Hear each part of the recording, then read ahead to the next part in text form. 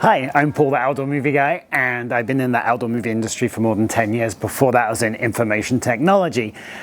Today, I'm going to talk about what are your options if you want to do an event during the day with a screen. Well, there's three normal options. You've got your projector, you've got your normal TV, and then you've got an LED screen. And one of them is by far the best option.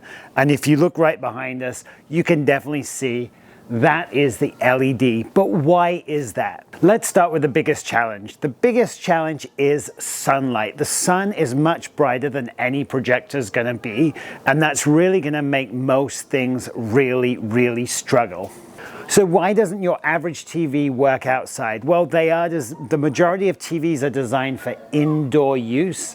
And with an indoor TV, the brightness of that TV is not going to be as bright as something that's required for outside. So nits is the brightness for LEDs and TVs. Typically, a TV that's indoors will be under 1,000 nits.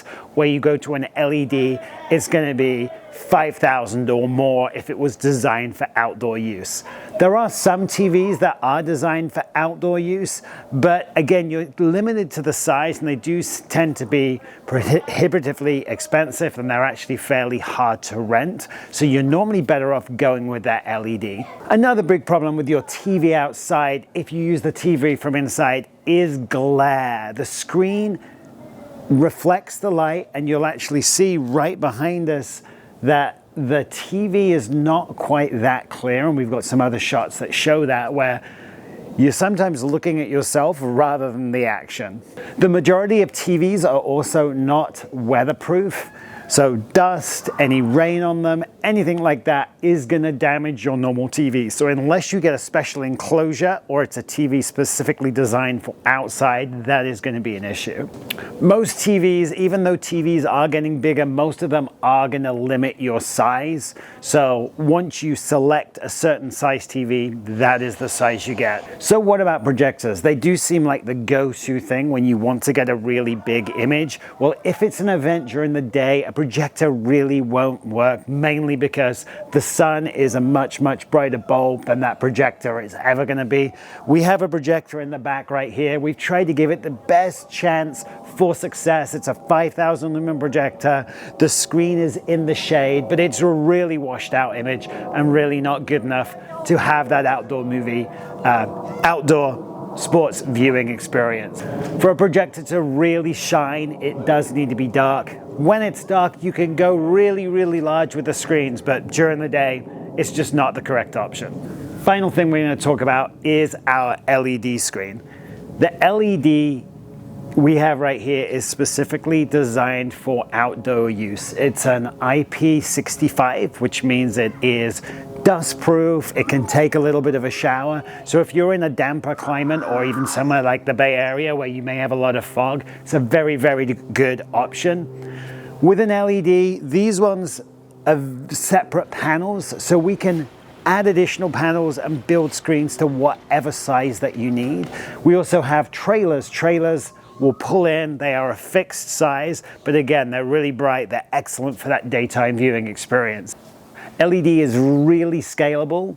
You can add additional panels if you're building a modular wall to whatever size. We have a scaled down small version right here, which is excellent for maybe a backyard, but these can go to basically any sizes. Think of your jumbotrons in a sports stadium. They can go absolutely massive. So depending on your crowd size, you can get screens built to whatever size.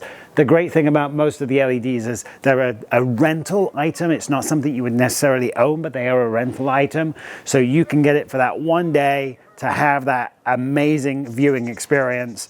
And then when you compare it to maybe buying tickets for a group of people to go see a game, the price of like World Cup tickets or the big game tickets, renting an LED may be a really good option so you can get a group of friends together and enjoy that experience. When renting an LED, you'll normally have highly skilled technical staff who will come, they'll set it up so you don't have to worry about any of that. You don't have to worry about the cables, putting it all together. A service will come in and do all of that for you, so it makes it really simple. Great thing about renting an LED is you don't have to pay for storage. You don't have a long-term commitment to own something like that. The prices of LEDs to buy are really expensive, but when you compare it to the rental prices, they're actually fairly reasonable. So when it comes to daytime events, when you want a screen outside, it's not really the best option. It is the only option, is to go with an LED. They're bright, they're weatherproof, they can take sunlight, they can take dust, and as you see right here, it is by far the brightest image of the three options that we have. What's your experience with outdoor displays? Have you tried an LED? Let me know in the comments below.